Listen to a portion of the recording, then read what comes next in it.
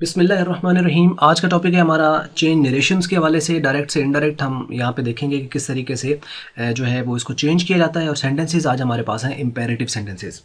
ये हमारी तीसरी वीडियो है इसके ऊपर, डायरेक्ट इनडायरेक्ट के ऊपर। और कुल मिला के 5 सेक्शंस हैं और सारों में हम पहले बात कर चुके हैं। जनरल वीडियो हमने बनाई थी जिसके अंदर जनरल एक ओवरव्यू दिया गया था कि जो डायरेक्ट से इनडायरेक्ट नरेशन में आते वक्त आप कौन कौन सी चेंजेस जो है वो करते हैं। तो इसमें हम देखते हैं जी सबसे पहले तो ये देखते हैं कि इम्पेरेटिव सेंटेंसेस होते कौन से हैं। तो अब तक हम जो कर चुके हैं वो हैं असर्टिव सेंटेंसेस, जो कि सिंपल एक स्टेटमेंट की शक्ल में होते हैं, पॉजिटिव नेगेटिव हो सकते हैं। उसके बाद दूसरी हमने वीडियो बनाई थी इसके ऊपर एक्सक्लेमेटरी सेंटेंसेस के ऊपर, जिसमें हमने ये बताया था कि उसके अंदर सडन इमोशंस या फीलिंग्स जो होती हैं वो एक्सप्रेस की जाती हैं।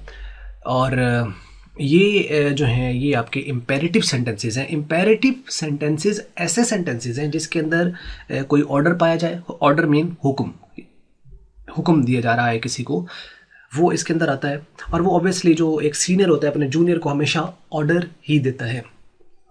कोई रिक्वेस्ट आ जाए इसके अंदर, कोई नसीहत की जा रही हो किसी को किसी चीज़ से मना किया जा रहा है, किसी को कोई हिदायत दी जा रही हैं, इंस्ट्रक्शंस वगैरह वो आ जाती हैं इसके अंदर। या किसी की हौसला अफजाई आप कर रहे हो, या आप किसी को वैसे कोई जनरल आप कोई बात कर रहे हो, तो जो कि डायरेक्ट कोई एक्शन की तरफ जो है वो उसको लेकर जाए, वो आपके इम्पेरेटिव सेंटेंसेस हैं। और इसकी पहचान बहुत आसान होती है सेंटेंस की कि ये हमेशा वर्ब से स्टार्ट होते हैं। इनका सब्जेक्ट जो होता है वो नहीं लिखा गया होता। सब्जेक्ट इसका अल्टीमेट सब्जेक्ट होता है, मीन्स के लिखा नहीं गया होता, लेकिन अल्टीमेट सब्जेक्ट जो इम्पेरेटिव का जो सब्जेक्ट होता है वो यू होता है। तो जो भी सेंटेंसेस हैं यहाँ पर उसके अंदर जो सब्जेक्ट होगा वो मिसिंग होगा। मिसिंग से मुराद ये नहीं कि सब्जेक्ट है ही नहीं, क्योंकि सब्जेक्ट वगैरह कोई सेंटेंस नहीं होता। सब्जेक्ट कंपलसरी है, लाजमी होता है। इसके अंदर लिखा नहीं जाता क्योंकि अल्टीमेट होता है। और हम ये कह देते हैं कि ये सेंटेंसेस स्टार्ट कहाँ से हो रहे हैं, वर्ब से स्टार्ट हो रहे हैं। तो ऐसे सेंटेंसेस जो वर्ब से स्टार्ट हो वो सेंटेंसेस आप कहलाते हैं इम्पेरेटिव सेंटेंसेस। तो आइए शुरू कर लेते हैं। अच्छा, अब देखें कि डायरेक्ट से इनडायरेक्ट में चेंज करते वक्त जो चेंजेस हम लेकर आते हैं, आपको मालूम है कि एक तो इसके अंदर कोई ना कोई कंजंक्शन या कोई ना कोई लिंकिंग वर्ड जो है वो यूज़ किया जाता है। इम्पेरेटिव सेंटेंसेस हों तो इनको डायरेक्ट से इनडायरेक्ट में जाने के लिए दैट का इस्तेमाल नहीं किया जाता, टू का इस्तेमाल किया जाता है। और जब टू आपके पास आ जाएगा तो उसके बाद अगर कोई वर्ब आएगी तो वो इन्फिनेटिव वर्ब होगी। ये बात आपको अब with the passage of time हम इसको स्टार्ट करते हैं। हम एक्सप्लेन करना शुरू करेंगे वन बाय वन। ये जितनी भी आपके पास ये जो सारी गिवन है, जैसे हम इनको एक्सप्लेन करना शुरू करेंगे तो आपको ये बात समझ आना शुरू हो जाएगी। तो आइए शुरू करते हैं जी। डायरेक्ट से इनडायरेक्ट में जाने के लिए क्या क्या चेंजेस हैं। अब आप यहाँ पे गौर करें तो जैसे हम लोगों ने असर्टिव में और एक्सक्लेमेटरी में बात की थी कि उसमें जो है वो कौन कौन से चेंजेस आते हैं। चेंजेस उसी तरह हम यहाँ पे होंगे कि सेंटेंस चेंज होगा, जो टेंस है वो चेंज होना है। और वो डिपेंड करेगा कि जो आरवी है उसका टेंस कौन सा है। उसके बाद चेंज इन प्रोनाउन उसी तरह होने हैं। लिंकिंग वर्ड जो है यहाँ पे जो यूज़ होगा वो आपका टू है, दैट की बजाय एक। ये डिफरेंस है पिछले वाले दोनों से टाइप्स के अंदर। और इसमें एक डिफरेंस ये है कि यहाँ पे जो लिंकिंग वर्ड यूज़ हो रहा है वो टू यूज़ हो रहा है। पिछले जो हम लोगों ने की असर्टिव सेंटेंसेज और एक्सक्लेमेटरी उसके अंदर दैट यूज़ हुआ, यहाँ पे टू। ये एक डिफरेंस हो गया पिछले दो का और इसका। दूसरी बात यह है कि असर्टिव के अंदर आरवी चेंज नहीं हुआ था। एक्सक्लेमेटरी में जो था वो exclaimed with Joy, exclaimed with sorrow, exclaimed with surprise, ऐसे चेंज हुआ था वो। यहाँ पे जो है ये रिक्वेस्टेड, ऑर्डर्ड, एडवाइज्ड, डायरेक्टेड, इस तरह चेंज होगा। ये पॉजिटिव ये जो है ये पास्ट भी हो सकते हैं और ये प्रेजेंट भी हो सकते हैं।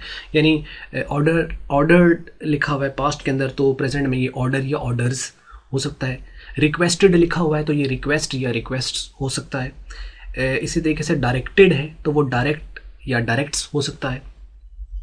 तो ये इसके अंदर जो है वो यहाँ पे बात आएगी। और ये कैसे होने हमें कैसे पता चलेगा ये आएंगे या एक्सक्लेम्ड वाले आने हैं। उसके अंदर एक्सक्लेम्ड के अंदर तो कोई ना कोई इंटरजेक्शन यूज़ होता है। यहाँ पे आपको जैसे मैंने बताया कि ये जितने भी सेंटेंसेस हैं ये सारे वर्ब से स्टार्ट होते हैं। सही, तो आए अब हम इसको शुरू करते हैं ताकि मज़ीद जो है आपको ये एक्सप्लेन साथ साथ चीज़ें होती रहें। यहाँ पे लिखा हुआ है the manager said to the peon, और आगे डबल इनवर्टेड कॉमर्स के अंदर उसका मैसेज जो उसने मैसेज उसको अपने पीएन को दिया है कि gate out of my office. अब यहाँ पे देखो कि एक यहाँ पे जो पर्सन है वो है मैनेजर, दूसरा जो पर्सन है वो है पीएन। अब ये जो दोनों ही अगर आप पर्सनैलिटीज़ को देखें तो मैनेजर और पीएन का जो रिलेशन है वो, यानी जो इनमें आपस में जो ये बात होगी, जो ये पीएन मैनेजर से कहेगा वो उसकी रिक्वेस्ट होगी, और जो मैनेजर पीएन से कहेगा वो उसका ऑर्डर होगा। तो इसका मतलब ये होगा कि अगर मैनेजर पीएन से कह रहा है तो वो उसको ऑर्डर देगा, और पीएन अगर मैनेजर से कह रहा है तो वो उसको रिक्वेस्ट करेगा। तो इट मीन्स कि डिपेंड्स कि कौन किससे कह रहा है, क्या कह रहा है। तो अब मैनेजर ने उसको क्या कहा है कि gate out of my office.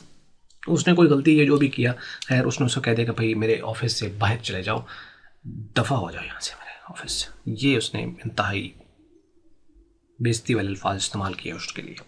खैर देखें जी, अब हम इसको, अब देखो कि मैनेजर इसको कह रहा है पीएन को, तो इसको हम किस में चेंज करेंगे, ऑर्डर्ड। तो मैनेजर ऑर्डर्ड सेड टू को ऑर्डर्ड में बदल देंगे, और ऑर्डर के बाद या ऑर्डर या ऑर्डर्स जो भी हम यूज़ करें उसके बाद टू नहीं लगता। तो यानी आप यूँ कह लो कि पूरा सेड टू चेंज हो जाएगा ऑर्डर्ड में। यहाँ पे the manager ordered the pen, अब दैट नहीं लगेगा, टू लगेगा, और उसके बाद इन्फिनेटिव वर्ब होती है यानी first form of the verb लगती है। अब हम ये नहीं कहेंगे टू, और टू के बाद आपको पता है कि टू के बाद अगर वर्ब आ रही है तो वो हमेशा first form of the verb होती है, without S without S. To के बाद जब भी कोई वर्ब आएगी, अगर वर्ब आई तो वो हमेशा first form of the verb होगी, जो कि इन्फिनेटिव बन जाता है। तो यहां पे क्या होगा, the manager ordered the peon to, और आगे उसी तरह मैसेज जो आपके पास लिखा हुआ है वो आ जाना है, सिर्फ इसके प्रोनाउन चेंज हो जाना है। To get out, to get out ये पूरी वर्ब है, get out. Of, to get out of, of जो है आपके पास प्रेपोजिशन है, प्रेपोजिशन चेंज नहीं होता। To get out of my office लिखा हुआ है तो ये जो है ये फर्स्ट पर्सन है, सब्जेक्ट के मुताबिक चेंज होगा, और सब्जेक्ट यहाँ पे है पर्सन जो कि सब्जेक्ट है ही, और उसका पोजेसिव बनेगा his. To get out of his office, the manager order the peon to get out of his office. यानी आपने नोट किया कि यहाँ पे सबसे पहले हमें इसकी पहचान हुई कि हमारा जो सेंटेंस है वो कौन सा है, तो वो पता चला वर्ब से स्टार्ट हो रहा है, तो ये इम्पेरेटिव सेंटेंस है। और उसके बाद जो हमने चेंज किया है, आरबी चेंज हुआ है, ऑब्वियसली इम्पेरेटिव के अंदर आरबी चेंज होता है, और वो ऑर्डर टू में चेंज हुआ। क्यों? क्योंकि जो सीनियर है वो अपने जूनियर से जो बात कर रहा है तो वो ऑर्डर के फॉर्म में आया, और ये ऑर्डर में चेंज हो गया। और उसके बाद जो कनेक्शन इसके यहाँ पे यूज़ होनी है, या आप यूँ कह लो कि इसके अंदर जो लिंकिंग वर्ड यूज़ होना है उसको, वो टू आया जिसने कनेक्ट किया, और उसके बाद आने वाली चूँकि डायरेक्ट वर्ब है उसके बाद वो है नहीं, तो वो यहाँ पे फर्स्ट फॉर्म उसी तरह आएगी, ये यानी सेकंड फॉर्म के अंदर या किसी और फॉर्म में नहीं बदलेगा, और बाकी प्रोनाउन चेंज हुए। नेक्स्ट देखिए, he said to my father, उसने मेरे वालिद साहब से कहा। He said to my father, उसने मेरे बाप से कहा, please forgive me this time. अच्छा देखो, प्लीज़ का वर्ड जो है ये रिक्वेस्ट में आता है, और आपके वालिद से कोई बात कर रहा है, ये एनी पर्सन, चाहे वो बेटा बाप से कह रहा है तो वो बेटा बाप से रिक्वेस्ट करेगा। तो प्लीज़ का वर्ड भी आपको यहाँ पे ये बता रहा है कि ये उसकी एक रिक्वेस्ट है। तो अब ये जो प्लीज़ के वर्ड होते हैं ये बीच में से हज़फ कर दिए जाते हैं, ख़त्म कर दिए जाते हैं, ऑब्सोलीट कर दिए जाते हैं, और ये नहीं लिखे जाते, और इसी का इम्पैक्ट पड़ता है आरबी के ऊपर। और ये जो सेड टू है ये रिक्वेस्टेड में बदल जाएगा, लेकिन इसके बाद टू नहीं आएगा। ऑर्डर्ड के बाद टू नहीं, रिक्वेस्टेड के बाद टू नहीं, एडवाइज्ड के बाद टू नहीं आएगा। तो क्या आएगा, he requested my father to forgive. Forgive रहेगा, फॉरगिव नहीं बनेगा क्योंकि टू के बाद फर्स्ट फॉर्म ही आनी है, चाहे पीछे पास्ट है। टू फॉरगिव मी बदलेगा क्योंकि ये मी फर्स्ट पर्सन प्रोनाउन है, और ये इसने सब्जेक्ट के मुताबिक चेंज होना है, और वो है यहाँ पर ही। और ही का ये जो मी लिखा हुआ है ये उसका ऑब्जेक्टिव केस है, तो ये भी ऑब्जेक्टिव ही बनेगा। तो ही का ऑब्जेक्टिव केस कौन सा होता है, हिम, तो ये चेंज हो जाएगा हिम में। दिस दैट में चेंज हो जाएगा, और टाइम टाइम है, नाउन है, नाउन चेंज नहीं होता, एज इट इज आ जाएगा। तो क्या सेंटेंस बनेगा, he requested my father to forgive him that time. Sentence complete. Next है जी, she said to her brother work very hard from today. She said to her brother work very hard. अब ये देखो, work very hard जो है वो कह रही है अपने भाई से कह रही है, सिस्टर अपने भाई से कह रही है, तो work very hard it's not a request, it's not an order, it's a simple kind of advice. तो क्या होगा कि शी एडवाइज्ड हर ब्रदर, उसने अपने भाई को नसीहत की, to work very hard from that day. Today change हो जाता है दैट डे में, तो शी एडवाइज्ड, यहाँ पे she advised her brother to work very hard from that day. Clear? Next है जी, मदर सेड टू मी, माँ ने मुझसे कहा, do not tell a lie. अब माँ बेटे से कहेगी तो क्या करेगी? ऑर्डर, रिक्वेस्ट, नसीहत कर रही है यहाँ पे। और नसीहत कैसी है यहाँ से पता चल रहा है, डू नॉट टेल अ लाई, यानी झूठ मत बोले। अब इसको चूंकि इसको दो तरीके से किया जा सकता है, यानी या तो आप इसको चूंकि एक चीज़ से मना किया जा रहा है, जब मना किया जा रहा होता है तो उसके लिए आप इसके लिए फॉरबेड का वर्ड यूज़ करेंगे। लेकिन अगर एक फॉरबेड का मतलब भी मना होता है, इसका मतलब होता है डू नॉट, यानी ना किया जाए। और ये एक नसीहत भी हो सकती है, माँ अपने बेटे को नसीहत करी। तो चले हम इसको फॉरबेड से करते हैं तो तब क्या होगा, और बाकी में करते हैं तब क्या होगा, ये आप देखिए यहाँ पे। तो मदर फॉरबेड मी, फॉरबेड का मतलब है उन्होंने मना किया मुझे, mother forbade me to tell a lie. अब यहाँ पे आप एक चीज़ नोट करें कि फॉरबेड का लफ्ज़ अक्सर लोग कैसे करते हैं कि mother forbade me not to tell a lie, कि उन्होंने मुझे मना किया कि झूठ ना बोलूँ। नॉट, जब देखिए ये डुअलिटी बन जाती है जो कि गलत है। फॉरबेड का अपना मतलब क्या है कि मना करना। किस चीज़ से मना करना? झूठ बोलने से। तो इसका मतलब है यहाँ पे नॉट टू टेल अ लाई नहीं आएगा, यहाँ पे क्या आएगा? टेल अ लाई। उसी तरह यानी नेगेटिव यहाँ पे ये जो सेंस है ये फॉरबेड खुद कवर कर लेता है। तो mother forbade me to tell a lie, उन्होंने मुझे मना किया कि मैं झूठ ना बोलूँ। अब आप इसको दूसरे अंदाज से देखेंगे एडवाइस में, तो मदर अगर आप एडवाइस में लेके जाते हैं तो फिर किस तरीके से होगा? मदर एडवाइज्ड मी, और अब बनेगा not to tell a lie, not to tell a lie, advised me not to tell a lie. इस तरीके से उम्मीद करते हैं ये बात आपको समझ लगी। इसलिए यानी अगर किसी चीज़ का इनकार हो, नेगेशन अगर आ जाए, नेगेटिव कोई किसी चीज़ से मना किया जा रहा हो, तो उसके लिए आप फॉरबेड का लफ्ज़ यूज़ कर सकते हैं, चाहे वो कोई कर रहा है। और अगर आप फॉरबेड की बजाय आप उसको एडवाइस में करें, क्योंकि इसमें भी अगर नसीहत के सेंस में आप ले जाते हो, तो उसका मतलब ये है कि फिर आपने उसको नेगेटिव को लिखना है बीच में जो नॉट है। और फॉरबेड आ जाए तो फिर नॉट नहीं आएगा। डू नॉट है तो वो ख़त्म हो जाएगा, डज नॉट है तो वो ख़त्म हो जाएगा, डिड नॉट है तो वो ख़त्म हो जाएगा, हैज़ नॉट है तो वो ख़त्म हो जाएगा, हैड नॉट है तो वो ख़त्म हो जाएगा, विल नॉट, शैल नॉट, ये इस तरह एंड हो जाएंगे। राइट, नेक्स्ट देखें जी। ही सेड टू मी, उसने मुझसे कहा, knock at this door again, इस दरवाजे पर दोबारा दस्तक दें, दोबारा नॉक करें। ही सेड टू मी, उसने मुझसे कहा। अच्छा अब ये देखो, नॉक एट दिस डोर। अब यहाँ पे एक चीज़, चूँकि इम्पोर्टेंट चीज़ है ये कि जो आरवी है वो चेंज हो रहा है, तो हमें कैसे पता चलेगा कि ये ऑर्डर्ड है, ये रिक्वेस्टेड है, ये एडवाइस है। अच्छा ये एक बात होता है कि ये इसके अंदर नेगेटिव तो है नहीं, तो फॉरबेड तो नहीं आएगा। चलें एडवाइस आ सकता है। अब इसमें कौन सी नसीहत की जा रही है भाई के दरवाजे पर दस्तक देने को? नसीहत थोड़ी है किसी को, ये भी नहीं आएगा। रिक्वेस्टेड आ सकता है, ऑर्डर भी आ सकता है, यानी कोई किसी से कह रहा है उसको मुझे ऑर्डर देगा, दरवाजे पर दस्तक दो इसको, यू नो। लेकिन अब यहाँ पे ना ऑर्डर, हम इसको इस तरह के जो सेंटेंसेस है ना, हमें नहीं पता कौन किससे क्या कह रहा है, जो कहने वाला है वो कौन है और जो जिससे कहा जा रहा है वो कौन है। फॉर एग्जांपल कि कोई स्टूडेंट जो है वो अपने टीचर से कह रहा है, तो हम उसको यहाँ पे ऑर्डर में कर दें, तो स्टूडेंट तो टीचर को ऑर्डर नहीं देगा, यू नो। तो इसका मतलब ये है कि ये आपके साइलेंट जो हैं प्रोनाउन है। तो जो साइलेंट प्रोनाउंस होते हैं उसके लिए फिर हम कोई साइलेंट ज़रा नॉर्मल किस्म का वर्ड भी यूज़ करते हैं।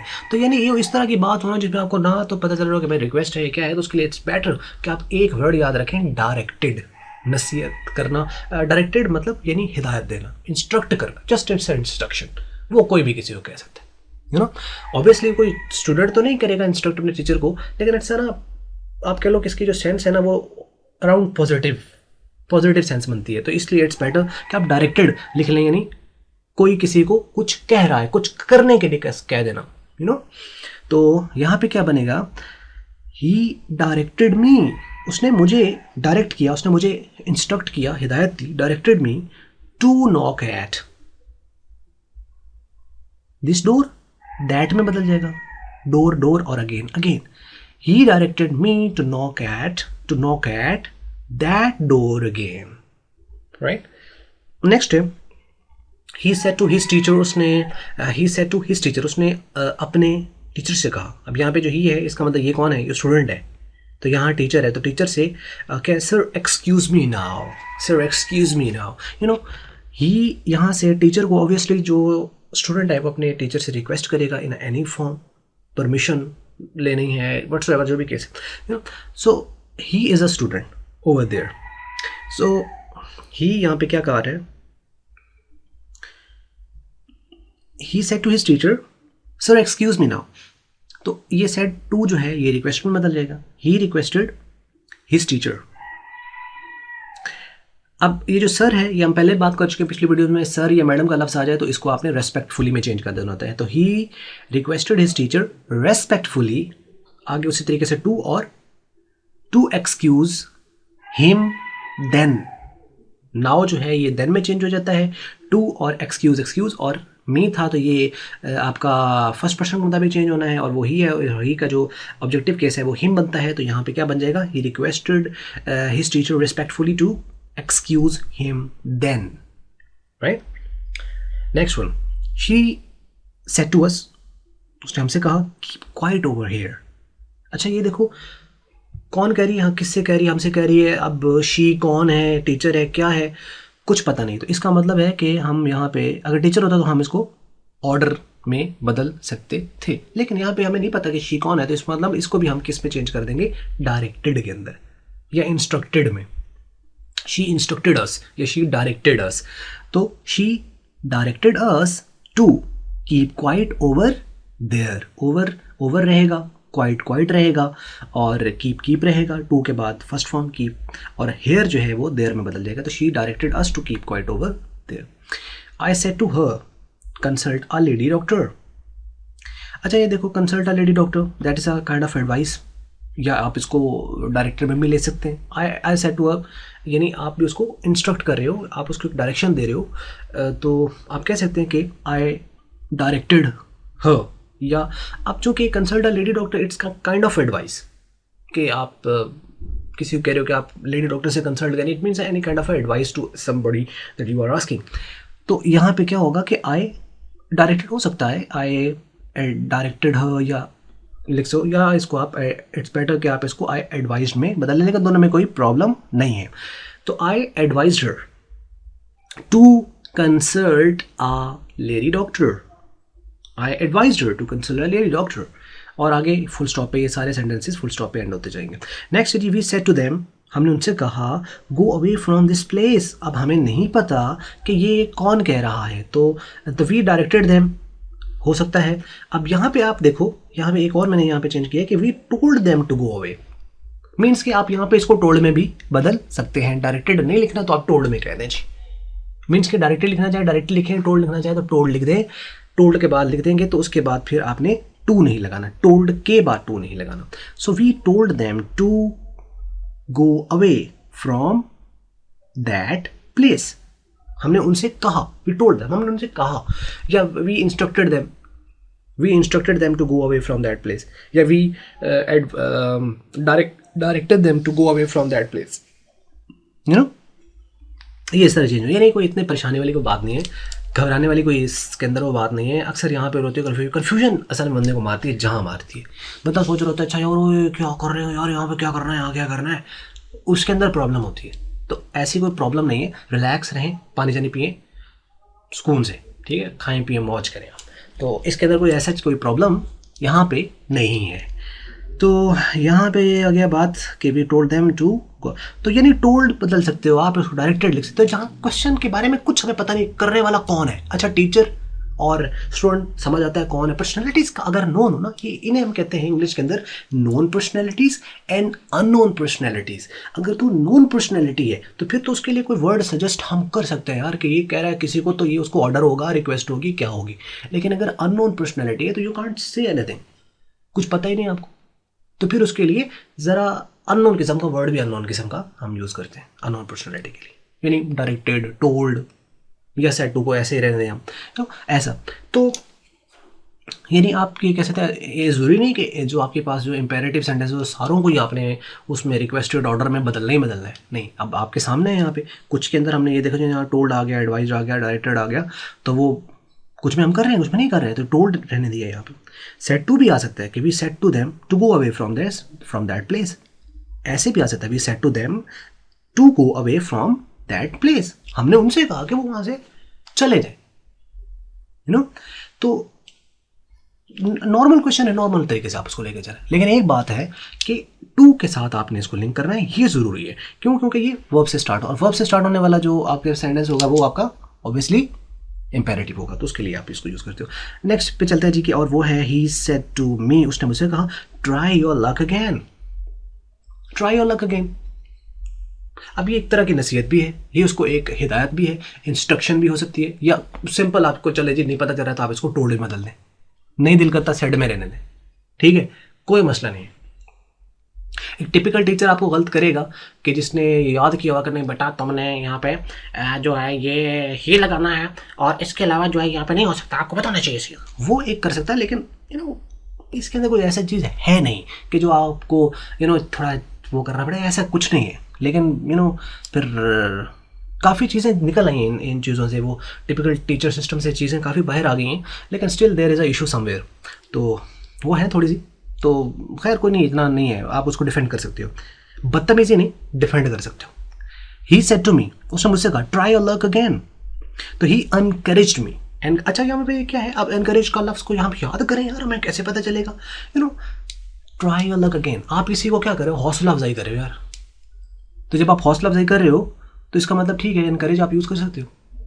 नहीं यूज़ करना, एनकरेज याद नहीं रहता, हमें कहाँ से याद करें यार कि ये एक स्पेशल ये वर्ड है, इसके अलावा कोई वर्ड बताएं जिसके अंदर ये आना चाहिए।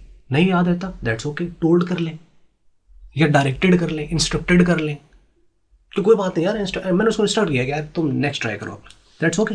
तो क्या आएगा यहाँ पे, he said to me to try my luck again, ये he told me to try my luck again. He directed me to try my luck again. He instructed me to try my luck again. Simple as that. तो यहाँ पे he encouraged me to try my luck again. That's okay. She said to her children, उसने बच्चों से कहा pray 5 times a day. अब यहाँ पे देखो ऑब्वियसली माँ है, बच्चों से क्या करेगी, नसीहत करेगी। अब यहाँ पे अब ना लगाए तो यहाँ गलती है थोड़ी सी, यानी अगर हमें पता है कि माँ जो अपने बच्चों से नसीहत कर रही है, जहाँ लग रहा है, जहाँ बिल्कुल परफेक्ट केस है, वहाँ तो वो लगाना चाहिए ना। आप यहाँ पे ये करो कि नहीं, यहाँ पे भी तो ठीक है ना कि माँ अपने बच्चों से कह रही है, तो that's okay, she told her children, कोई मुजाहिका नहीं है, कोई प्रॉब्लम नहीं है यहाँ पे। लेकिन इट्स बेटर कि आप उसको थोड़ा, जब आपको पता चल रहा है कि माँ है, यहाँ पे नॉन पर्सनैलिटी है माँ, यानी कैसे पता चले, माँ तो नहीं लिखा हुआ है, लेकिन यहाँ पे शी जो है और आगे हर चिल्ड्रन है, उसके बच्चे, तो जिसके बच्चे वो ऑब्वियसली उसकी माँ होंगे ना, तो यहाँ पे ये शी जो है यहाँ पे नॉन पर्सनैलिटी के तौर पर आएगी। तो she said to her childrens pray 5 times a day, तो क्या बनेगा, she advise her children to pray 5 times a day, 5 वक्त की नमाज पढ़नी चाहिए आपको, you have to pray, and the last one. अब इसमें थोड़ा सा इतना से चेंज है कि जो ओपन द डोर, ये पहले लिख दिया और उसके बाद ये बाद में लिखता है, यानी ये एक नई चीज़ इसके लिए कि इससे कोई फ़र्क नहीं पड़ता आपका जो है रिपोर्टेड स्पीच पहले आ जाए या रिपोर्टिंग वर्ब पहले आ जाए, कोई फ़र्क नहीं पड़ता। उसी तरह आप लोगों ने करना है, लेकिन आप सेंटेंस जब करेंगे तो रिपोर्टिंग वर्ब वाले को आपने पहले से करके उसके बाद आपने उसको ओपन करना है। क्या होगा ये, open the door said the policeman to my neighbour. अब देखो पुलिसमैन है और नेबर नॉन पर्सनैलिटीज़ हैं, नॉन पर्सनैलिटी तो पुलिसमैन होगी, नॉन पर्सनैलिटी ना पुलिसमैन, और जो नेबर है वो भी नॉन पर्सनैलिटी है। तो अब पुलिसमैन जो हमसा है, पुलिस है, तो पुलिस ऑब्वियसली क्या करेगी, उसको रिक्वेस्ट थोड़ी करेगी कि मेहरबानी करके दरवाज़ा खोल दीजिए, या वो उसको जो है वो इंस्ट्रक्ट थोड़ी करेगी, ऑब्वियसली पुलिसमैन है और वो कह रहे हैं कि नेबर को कह रही है कि ओपन द डोर, दरवाज़ा खोलो। It's a kind of order, because it's authority से जो यानी आप कह लो कि सीनियरिटी से जूनियरिटी, जो जूनियर है उसकी तरफ जो आ रहा है, सीनियरिटी से जूनियर की तरफ आ रहा है। तो जो सीनियर बंदा है वो अपने जूनियर को जब भी बात करेगा, जूनियर चलो यहाँ पे उसका जूनियर नहीं होगा, लेकिन यहाँ पे भी कह लो कि उसका नेबर है और जो हमारे नेबर है, तो यानी किसी उसके लिए काम बंदा है, तो जब भी उसको कहेगा तो it's a kind of order, have to use the word ordered, it's because it's the past. Present होता है तो ऑर्डर या ऑर्डर्स में होता है सब्जेक्ट के मुताबिक, तो क्या होगा, said the policeman to my neighbor, तो क्या होगा, the policeman ordered my neighbor to, अब ये neighbor की स्पेलिंग यहाँ पे चूँकि OR लिख लें आप, इसको अमेरिकन के मुताबिक या OUR लिख लें, that's okay. The policeman ordered my neighbor my neighbour, you know, ये तो है। अच्छा, अब इसको अक्सर लोग कहेंगे अच्छा इसको चेंज करना है, ये इसको नहीं चेंज करना भाई, ये तो रिपोर्टिंग वर्ब है ना, रिपोर्टिंग वर्ब पे तो प्रोनाउन चेंज नहीं है, तो उसको एज इट इज आना है। तो क्या आएगा, the police man order my neighbour to open the door, simple is that. ये थी जी आज की वीडियो। अगर आपको वीडियो अच्छी लगी है तो इसको करें लाइक, और अच्छी नहीं लगी तो बिल्कुल करते इसको डिसलाइक, और बस वीडियो देखने का आपका बहुत बहुत शुक्रिया।